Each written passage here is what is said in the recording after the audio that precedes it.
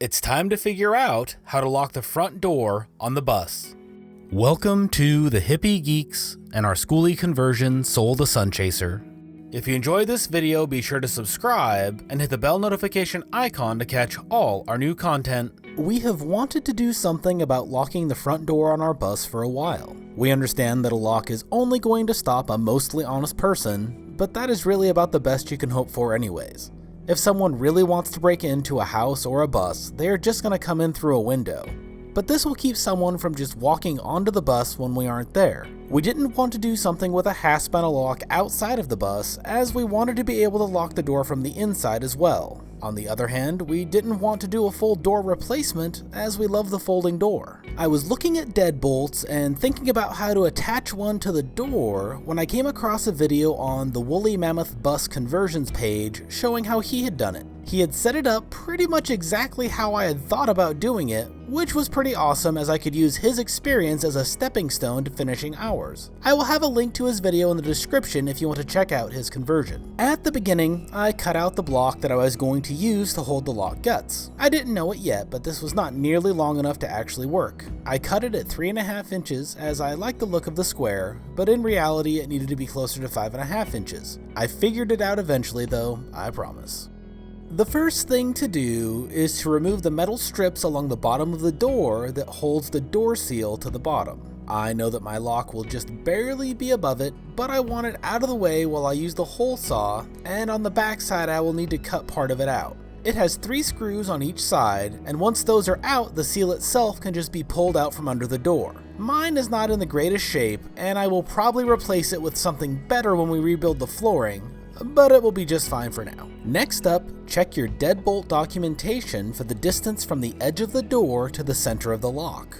Mine was adjustable, and I picked the furthest distance away so that it would clear the seal strip on the outside. Once you have the center point marked, grab a 2 1/8 inch hole saw and start cutting. Try to hold it as level as you can, and watch out for the bit binding up on you. Having someone that can stand inside and keep the door closed would be really helpful here, but as I was on my own, you can watch me try to stabilize the door and drill at the same time. It's okay to laugh. Once I punched through the outer skin, I was able to see that I would also need to cut out a small piece of the lower frame inside the door. It wasn't much though and went right through. Once that was done and the pilot hole had gone through the inner skin, it was easy to go inside the bus, line up the pilot hole, and finish cutting through the door.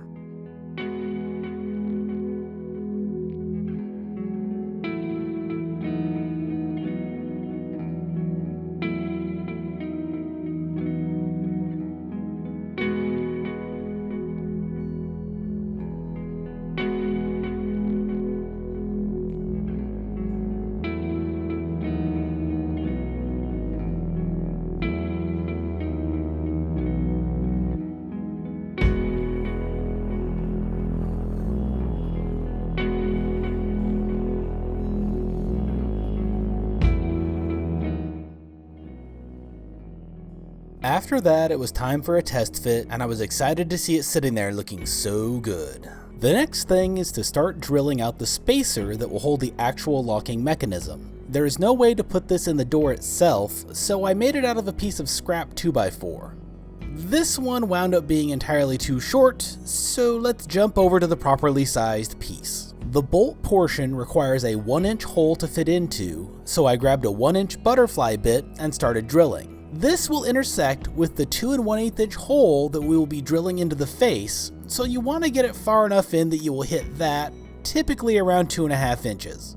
This is a butterfly bit that I picked up at a garage sale, and it is not the sharpest tool in the shed, hence the smoking. Luckily, it made it in without starting a fire. Once you have the 1-inch hole drilled deeply enough, it's time to flip the piece of wood onto its face so that we can drill out the 2 1/8 inch hole. Remember that the 2 holes need to be centered on the middle of the piece of wood, as that is what the lock hardware is designed for.